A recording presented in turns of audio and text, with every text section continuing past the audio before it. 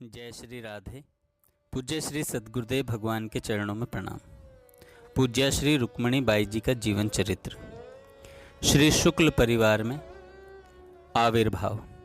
बिहार प्रांत के भागलपुर जिले में नाथनगर नामक एक गांव है। वहां श्री छेदी प्रसाद जी शुक्ल नामक पंडित निवास करते थे।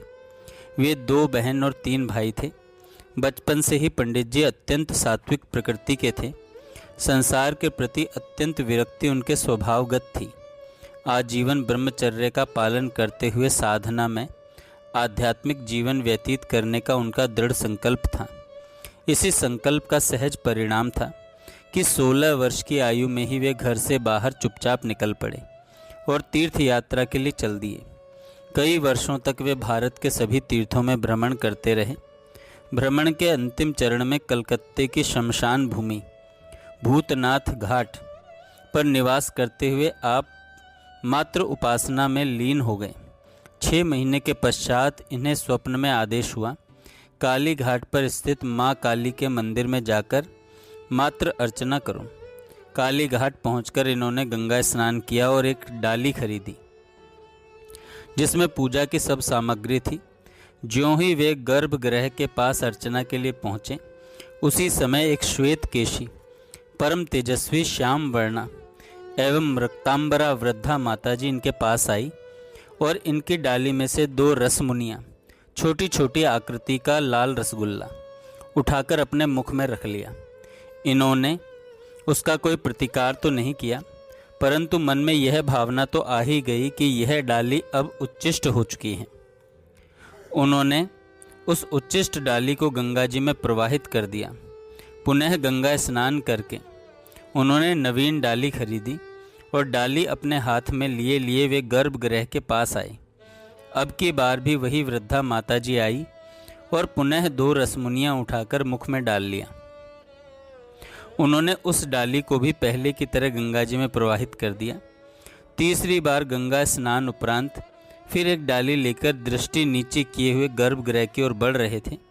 उसी समय वे वृद्धा माताजी पुनः इनके पास आईं और इनके गाल पर जोर से एक चांटा लगाकर झिड़कते हुए स्वर में बोली, मैं बार बार तुम्हारे सामने आती हूँ, तुम्हारी पूजा स्वीकार करती हूँ और तुम मुझे पहचान नहीं रहे हो। जाओ घर जाकर विवाह करो और गृहस्थ आश्रम का पालन करो। इस आदेश को सुनते ही इनकी दृष्टि ऊपर उठी तो उन्हें उन पूज्या वृद्धा माताजी के स्थान पर साक्षात माँ भगवती काली के पावन दर्शन हुए। उनके परम पावन शुभ दर्शन के आनंद में चपत लगने की झुंझुलाहट सर्वथा खो गई और दर्शन के आनंद में निमग्न हो गए। तभी इनके कान में शब्द पड़ा, विवाह। इन्होंने चौंकते ही प्रश्न पूर्ण स्वर में पूछा, क्या कहा? विवाह? माँ काली ने अपनी दृष्टि द्वारा विवाह का अनुमोदन किया और आश्वासन देते हुए कहा, वत्स, मैं हमेशा तुम्हारे साथ रहूँगी। इस आश्वासन को सुनकर ये विभोर उठे और भाव आधिक्य में संज्ञा शून्य होकर वहीं गिर पड़े। बहुत देर बाद ये प्रकृति स्थित हुए। ये नित्य वंदनीय माँ काली के आदेशानुसार नाथनगर अपने घर पर आ गए एवं आपने गृहस्थ जीवन स्वीकार किया। आजीविका उपार्जन के लिए इन्होंने अमर औषधालय के नाम से एक दवाखाना खोल लिया। चिकित्सा कार्य से जो द्रव्य उपार्जन होता उसी से परिवार का भरण पोषण होता। इसके अतिरिक्त आप समय समय पर श्रीमद् भागवत महापुराण की सप्ताह कथा भी कहने लगे। एक बार वे चंपा नगरी की महारानी के निमंत्रण पर उनके स्टेट में भी कथा कहने गए थे। उसमें इन्हें आशातीत द्रव्य की प्राप्ति हुई।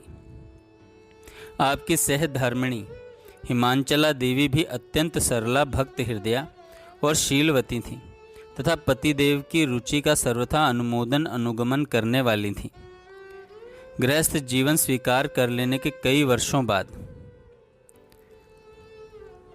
2 सितंबर 1939 के शुभ दिन प्रथम संतान के रूप में जिस कन्या का जन्म हुआ उसका नाम रुक्मणी रखा गया और वह बालिका ही भविष्य में दिव्य भाव स्वरूपा रुक्मणी बाई के रूप में विख्याति पाकर सर्ववंद्या हो गई। पारिवारिक ज्योतिषी ने इनकी जन्म कुंडली में स्थित ग्रहों को देखकर यही बतलाया, ग्रहों की उच्च स्थिति को देखकर यही लगता है कि यह बालिका अवश्य ही योगच्युत है।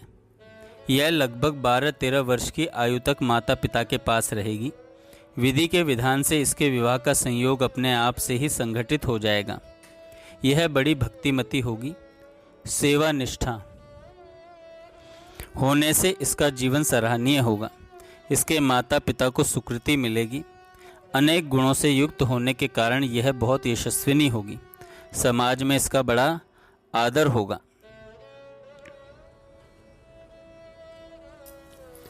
नवजात कन्या का वर्ण गौर था। नासिका अतीव सुघर थी।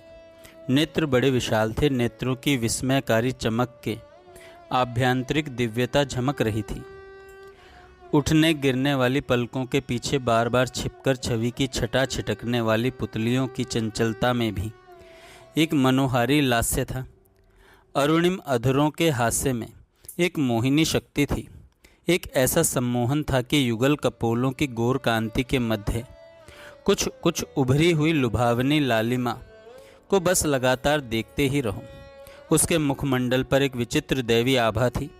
एक अद्भुत अमानवीय लावण्य था जो सभी को अपनी ओर बरबस आकृष्ट कर लेता था।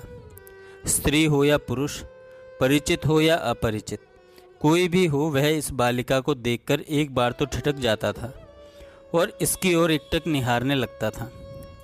पूज्य श्री वैद्य जी की बालिका के एक अप्रतिम लावण्य का यह जादू था ही बड़ा अनोखा और प्रभावकारी।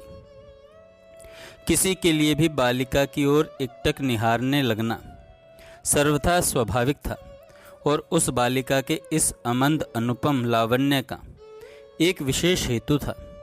इस हेतु की कुछ कुछ झलक मिल पाई दिव्य भाव स्वरूपा रुक्मणी बाई के जीवन के उत्तर काल में, जब मृत्यु लोक से पैठ उठने वाली थी। वस्तुतः वे थी नित्य निकुंज में नित्य विहार परायण प्रिया प्रियतम श्री राधा माधव की एक अत्यंत स्नेहस्पदा अनुचरी, जिसने मात्र संधि का आश्रय लेकर पावन पांच भौतिक कलेवर को एक आवरण के रूप में स्वीकार किया था। संधि का अर्थ है संयोग, संबंध। प्रिया प्रियतम श्री राधा माधव की वह परम स्नेहस्पदा एक विशिष्ट उद्देश्य से प्रेरित होकर इस मृत्यु लोक में अवतरित होना चाहती थी, परंतु लीला सूत्रधारिणी, सर्व संभव कारिणी, अघटन घटना पटीयसी भगवती श्रीमन महात्रिपुर सुंदरी माँ के सहयोग बिना यह सुयोग संगठित नहीं हो पाता। अवतरण का संयोग संगठित हो पाया मात्र कृपा से संघित होने पर। अपने मानव शरीर धारण के कारण पर प्रकाश डालते हुए एक दिन भावावेश में रुक्मणी बाई ने अपने नित्य साथ रहने वाली श्री चंदाबाई एवं श्री नर्मदा बाई को बतलाया था। निकुंज में युगल सरकार बैठे हुए थे। मैं उनके समीप में थी। सखियां और मंजरियां सेवा में संलग्न थीं। श्री प्रिया प्रियतम के मध्य पृथ्वी लोक के कुछ ऐसे विशेष संतों की चर्चा चल पड़ी जिनके द्वारा जन जन में भक्ति भाव को प्रतिष्ठित करने का महान भगवदीय कार्य हो रहा है। उस संत चर्चा में पूज्य श्री सेठ जी, पूज्य श्री भाई जी एवं पूज्य राधा बाबा का विशेष रूप से गुणगान हो रहा था। उस सरस चर्चा को सुनकर मेरे हृदय में उन संतों के दर्शन की उत्कट लालसा जागृत हो गई। इसी का यह मंगलमय परिणाम था कि मुझे यह मानव शरीर मिला।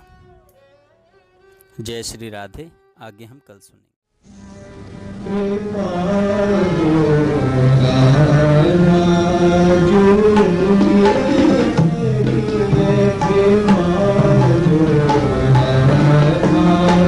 you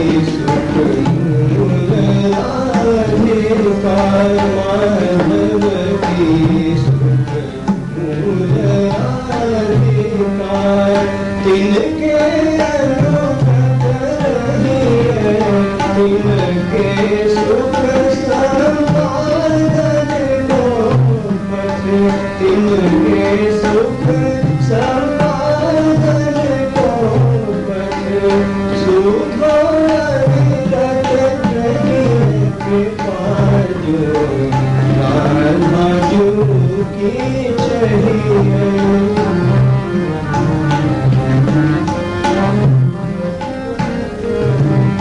राधा पद सरोज से मांगे राधा पद सरोज से मांगे चित निज नित अरुधैये चित निज नित अरुधैये यार विधि श्याम सुखद राधा से यार विधि श्याम सेवा सो श्याम हृदय कृपा जो राधा जो की चाहिए कृपा जो राधा जो की चाहिए